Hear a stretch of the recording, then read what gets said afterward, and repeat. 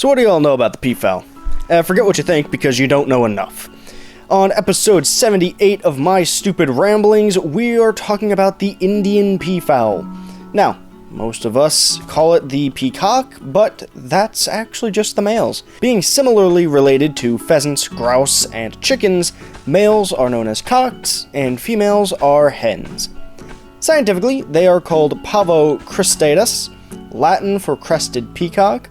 There are actually two other living species of peafowl, the green and the Congolese, but this video isn't about them, so we're just going to be moving along. I know this may be hard for many of you to believe, but the Indian peafowl is native to India and Sri Lanka, and probably evolved there roughly 2.6 million years ago.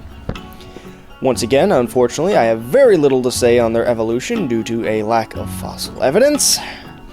Though, one interesting fact is that there was probably a distant ancestor, roughly 120 million years ago, that was about the size of a blue jay and had long tail feathers, somewhat like a quetzal or a superb lyrebird. And despite what you may think, the peacock can actually fly. Despite being slightly smaller than a turkey at 9 to 11.5 pounds and having tail feathers, sometimes known as trains or swords, that are roughly 3.3 to 3.8 feet long. Despite being prey for a vast array of carnivores, peafowl are also no pushovers. It has a relatively strong kick and some pretty wicked claws.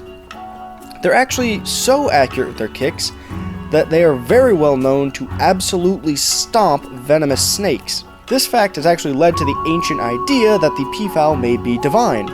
And as far back as the Indus River peoples, which have made plenty of appearances in this series, actually believe that various parts of the peafowl could be used as an anti-venom. And that's only the beginning of their cultural influence.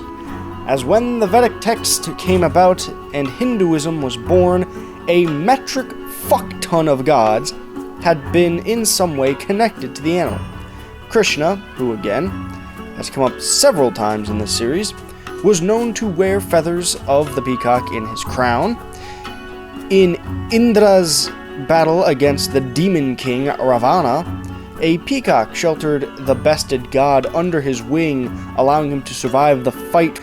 In addition, the Hindu god of war, Karikaya, actually has a peacock for a mount, which I can't tell is really fucking cool or kind of fucking lame.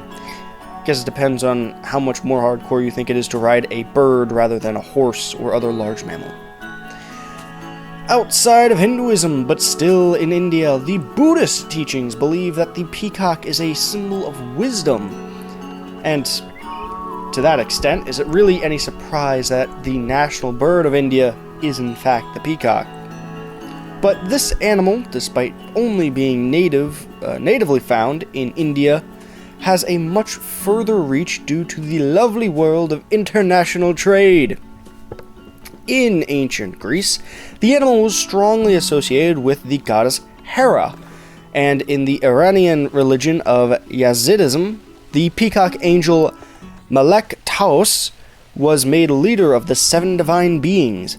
These divine figures, sent by God himself to handle the world's affairs, were the most powerful creatures that kinda sorta lived on Earth, in their belief.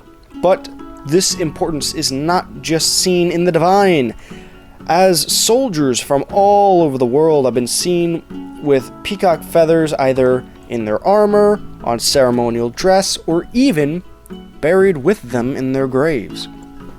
And I do mean all over, from as far east as Vietnam to as far west and north as Viking tombs in Scandinavia.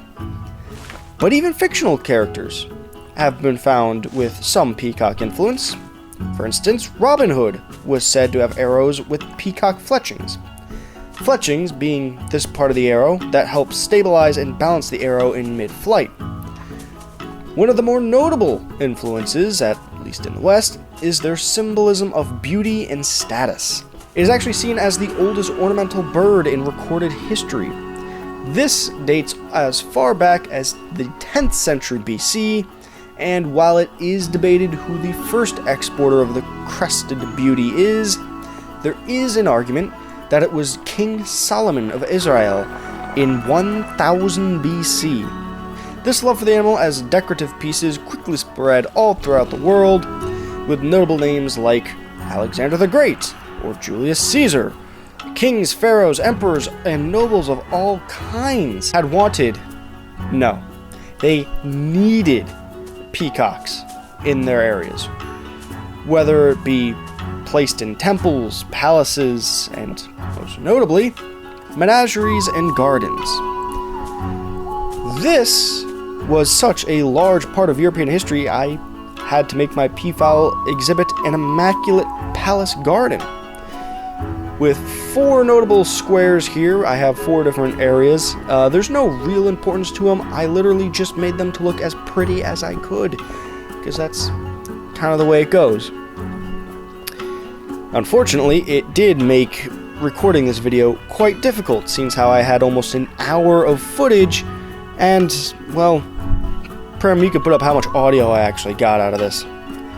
But this had become such a common form of displaying the animal and allowing them to just roam freely that it continues to this day in zoos around the world, which will actually lead me into probably my first personal account of an animal in this series. When I was a young boy in the mountains of Pennsylvania, I had a common habit of looking out my home's sliding glass door out into a field. One day, probably the mid-2010s I would say, I saw a lone peacock walking confidently across the front porch.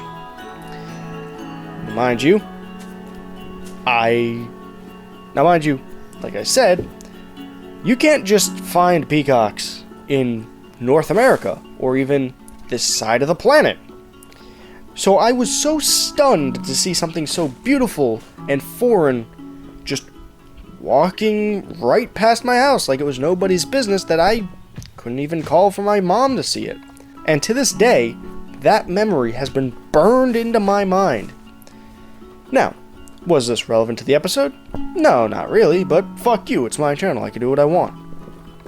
And obviously, I could delve more into the things we all know. If I really wanted to span the runtime of this, I could talk about how their feathers were made as ornamentation so they could attract females, but it really just kind of hampers them in reality because it makes them easy targets for things like tigers. Or I could get into their calls, which, I mean, I'm pretty sure we all know what they sound like. I mean, there's a lot I could go into, but because I do believe in trying to keep things nice and short and simple, I'm going to end the video here.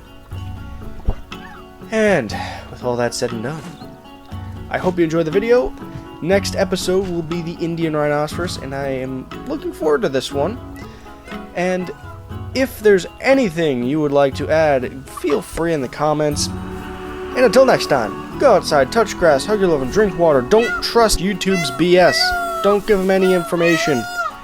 And until next time, bye-bye.